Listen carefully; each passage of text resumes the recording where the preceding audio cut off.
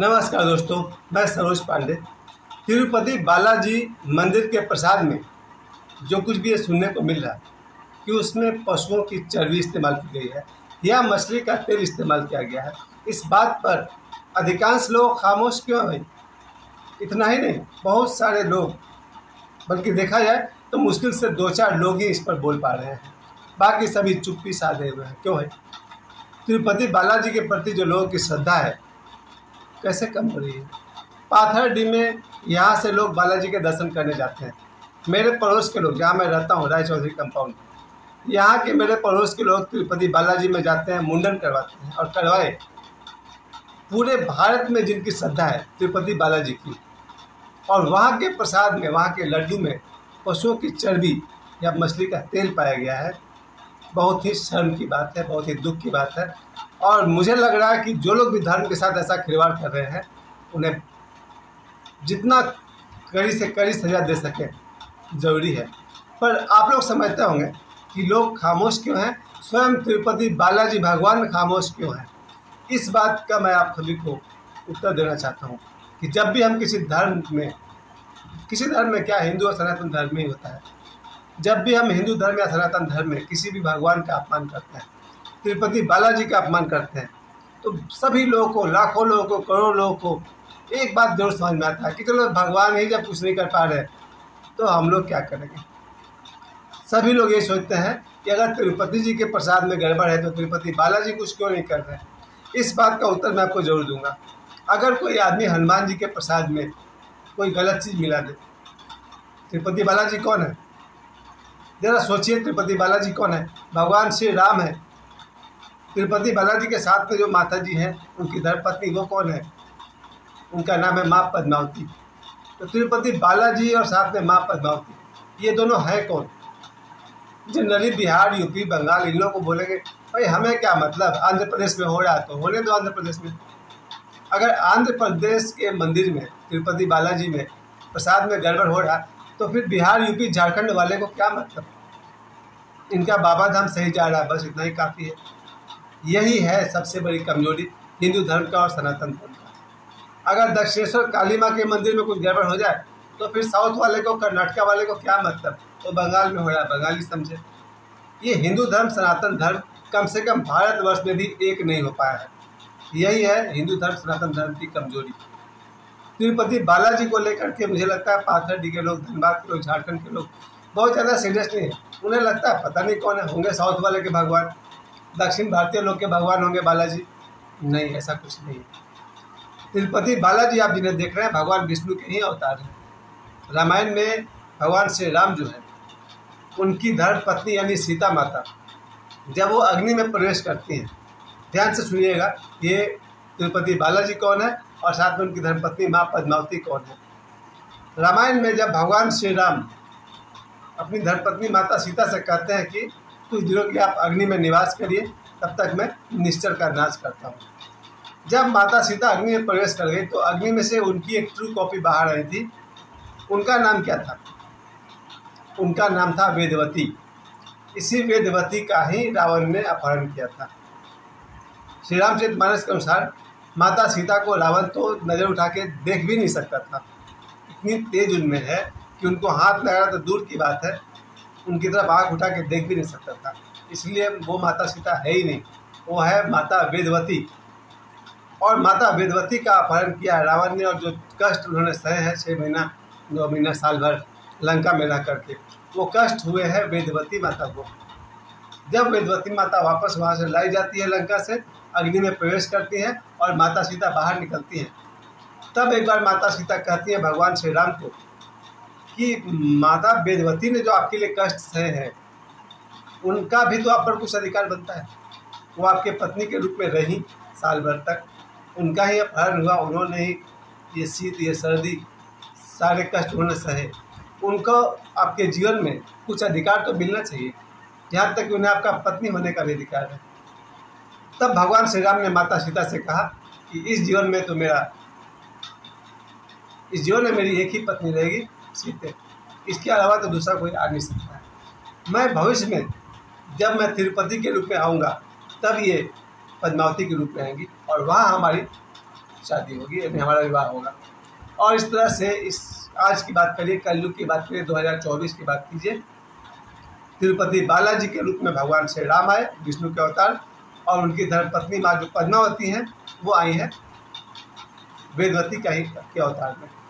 तो बिहार, झारखंड, यूपी वालों, ये जो तिरुपति बालाजी है वो विष्णु जी के अवतार है, स्वयं भगवान श्री राम है, और उनके प्रसाद में लड्डू में जो ये चर्बी मिलाई गई है, जरा जानिए। आज के अखबार में पढ़ रहा था कि पूर्व राष्ट्रपति श्री रामनाथ कोविंद जी ने बहुत ही अफसोस जताया कि इस तरह से प्रसाद में लोग गड़बड़ कर रहे हैं। हमारे प्यारे बाबा बागेश्वर, अभी मैं उनका 2 मिनट पहले मैं उनकी वीडियो देख रहा था, जब उन्होंने बताया कि बालाजी के प्रसाद में जो लोग इस तरह से मिलावट करते हैं उन्हें फांसी की सज़ा होनी चाहिए। बिल्कुल क्रोध की बात है, दुख की बात है, बहुत गुस्से की बात है कि अगर कोई हिंदू धर्म के साथ, सनातन धर्म के साथ कोई खिलवाड़ करता है, उस आदमी के लिए जितना सख्त सज़ा हो मिलनी चाहिए। अभी आजकल जो मुझे सुनने में आता है कि मुझे अपने घर का ही भोजन ले आकर बाहर में खाना चाहिए, क्योंकि बाहर के भोजन में कौन गंदगी मिला दे रहा है कोई भरोसा नहीं।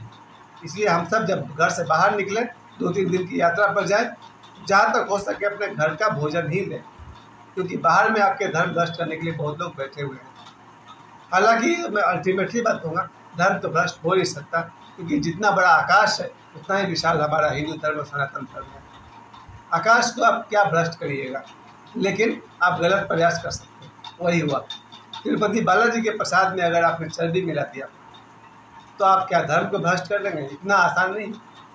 हिंदू धर्म इतना तुच्छ नहीं है, इतना मामूली नहीं है कि आपके चर्बी मिला देने से हिंदू धर्म भ्रष्ट हो जाएगा। हिंदू और सनातन धर्म आकाश की तरह विशाल है, लेकिन आपने जो कुकृत्य किया वो दिखाई पड़ा। जो कोई भी इस पर काम कर रहा है, जो भी वहाँ की संस्था है, अगर जगन्नाथपुरी हो, तिरुपति बालाजी हो, दक्षिणेश्वर हो, वैद्यनाथ धाम हो, इन सभी तीर्थों में वहाँ पर जो लोग रह रहे हैं, वहाँ जो लड्डू बन रहे हैं, अगर वहाँ के लोग रह करके इतना भी देखभाल नहीं कर पा रहे हैं, काय के भक्त हैं आप लोग भाई? एक बात सभी के दिमाग में रहती है कि जब तिरुपति बालाजी के प्रसाद में लड्डू मिलाया गया तो स्वयं तिरुपति भगवान ने क्या कर लिया। ये बात मैं आप सभी के सामने रखना चाहता हूँ कि अगर आप हनुमान जी के प्रसाद में कुछ आप गलत मिला देंगे तो हनुमान जी आपका क्या कर देंगे। या फिर जितने भी मंदिर आप रैरप्पा देख सकते हैं, झारखंड में है, दक्षिणेश्वर काली माँ है, पूरे भारत में जितने भी ये तीर्थ स्थान है या सिद्ध पीठ है, आपको लगता है कि आप सिद्ध पीठ में कुछ भी गलत कर देंगे और भगवान कुछ नहीं करते। बहुत मज़े में आप लोग तिरुपति बालाजी में आपने गड़बड़ कर लिया और किसी भगवान ने आपका कुछ नहीं बिगाड़ा, बहुत खुश। जिन लोगों ने तिरुपति बालाजी के लड्डू में, प्रसाद में ये चर्बी मिलाया होगा, उनका तो कुछ हुआ नहीं। भाई यहाँ पर नास्तिकों को, आलोचकों को मौका मिलता है कि भाई स्वयं भगवान ने क्या कर लिया। जी हाँ, उसका उत्तर मैं आपको दे रहा हूँ, भगवान क्या कर सकते हैं। पहली बात कि आज से कुछ साल पहले 1990 की बात है, एक सिद्ध व्यक्ति ने हनुमान जी को अपने सामने आह्वान किया, उन्हें आमंत्रित किया, और जब हनुमान जी उनके सामने आए तो वो हनुमान जी को दादाजी कहा करते थे। जब हनुमान जी सामने आए तो साथ में 2 आदमी भी गए हुए थे। ये कथा मैं सुना रहा हूँ, योगी शैलेंद्र शर्मा जी के द्वारा बताई गई थी, जिन्हें आप देख सकते हैं। तो हनुमान जी जब सामने प्रकट हुए तो उस भक्त ने, जो कि आलोचक ही था, भक्त तो भी था नहीं वो, उसकी एक समस्या थी, उसकी कोई संतान नहीं थी, और जो दूसरा आदमी था उसका जो संतान था वो विकलांग था। इसको कहते हैं चांद मारा, लूनर, ऐसा कुछ वर्ड है स्ट्राइक। अब ये 2 व्यक्ति उस सिद्ध के साथ गए थे, हनुमान जी का आह्वान किया गया, 11 किलो लड्डू चढ़ाए गए, फूल वगैरह सब कुछ रखा गया, और जब उस सिद्ध व्यक्ति ने हनुमान जी का आह्वान किया, हनुमान जी जब सामने खड़े हुए, मैं 1990 की बात कर रहा हूँ, आज से 35 साल पहले की बात कर रहा हूँ, और हनुमान जी का सामने प्रकट होना बहुत असंभव बात नहीं है। तुलसीदास जी के सामने प्रकट हुए हैं, बाबा बागेश्वर के गुरु सन्यासी बाबा के सामने प्रकट हुए हैं, उनके दादा गुरु जी के सामने 2 बार प्रकट हुए हैं। इसका मतलब यह है कि हनुमान जी बहुतों के सामने प्रकट होते हैं, दर्शन देते हैं। मेरे परदादा स्वर्गीय श्री फलारी बाबा, उनके सामने हनुमान जी प्रकट हुए, मेरी माँ ने देखा है। इसका मतलब हनुमान जी बहुतों के सामने प्रकट होते हैं, और हनुमान जी जब प्रकट होते हैं तो तिरुपति बालाजी भी प्रकट हो सकते हैं। लेकिन आप लोग सोचते हैं कि भैया हनुमान जी ने क्या कर लिया, या तिरुपति बालाजी ने क्या कर लिया इन भक्तों का। तो सुनिए, हनुमान जी से इस नास्तिक ने पूछा था कि आप लोग के होते हुए दुनिया में इतना पाप क्यों है। कहीं बलात्कार, कहीं शिशु हत्या, कहीं भ्रूण हत्या, माता पिता की हत्या, बहू की हत्या, दहेज की हत्या वगैरह वगैरह। आप लोग के होते हुए, हनुमान जी आपके होते हुए दुनिया में इतना पाप क्यों है? जो हनुमान जी ने उत्तर दिया था वही उत्तर सबसे बड़ी सच्चाई है। हनुमान जी ने कहा कि मैं किसी के लाइफ के फ्रीडम में दखल नहीं देता हूँ।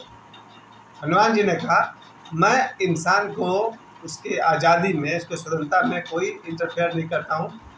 जिसको जो करना है करे और जैसा करेगा वैसा फल भोगेगा। यानी अगर आप किसी की बलात्कार कर रहे हैं तो हनुमान जी प्रकट नहीं हो जाएंगे। आप बलात्कार करें और बदले में फांसी पाएं।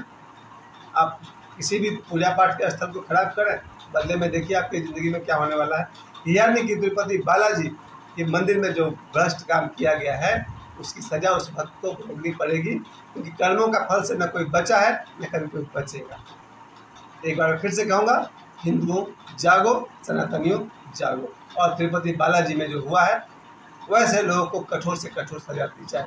ईश्वर सब जगह है, लेकिन वो आपके कर्मों में इंटरफेयर नहीं करते हैं। फल तो भोगना ही पड़ेगा बेटा। इस समय देने के लिए आप सभी को बहुत बहुत धन्यवाद। जय तिरुपति बालाजी, जय माँ पद्मावती।